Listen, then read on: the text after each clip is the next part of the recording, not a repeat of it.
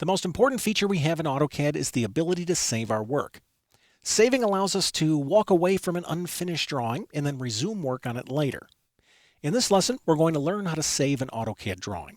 As you can see, I have a drawing open on my screen. Let me mention that this is an unsaved drawing. We can see that if we look up at the title bar, this guy still says drawing1.dwg.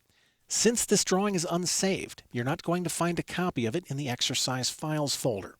So if you want to follow along with me, you can use any unsaved drawing. All right, let's say I've been working on this file for a little bit, and the end of the workday is approaching, so I need to save the file so I can continue working on it tomorrow. To save the drawing, I'll move up to the Quick Access toolbar, and I'll click the Save icon.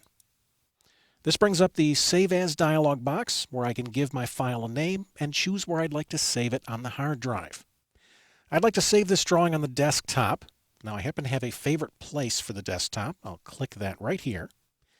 And then in the File Name area, I'll drag across this text, and we'll call the drawing Sprocket. And I'll click Save. Okay, let's simulate the end of the day. I'm going to move over here to the upper right corner and click the X to close this drawing. And now we'll assume I'm just getting to work the next morning. To open the drawing, I'm going to click to open the application menu, and then I'll select the drawing from the top of my recent documents list. Take a look at the title bar now. It's easy to see that we're working in a saved drawing. Let me center this a little bit, and let's say I've made a few more changes. To save the drawing again, I'm going to move back up and click the Save icon. Notice the Save As dialog box didn't pop up this time. If I click Save when working on a named drawing, AutoCAD will simply overwrite the original file.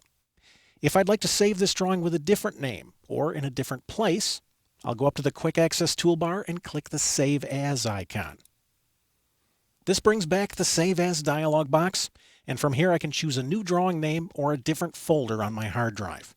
In this case, I don't want to resave my drawing, so I'm going to come over and click the X to close the dialog box.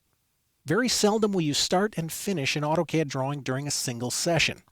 If the time comes where you need to walk away from your computer, you can use Save or Save As to store your drawing such that you can return to it later.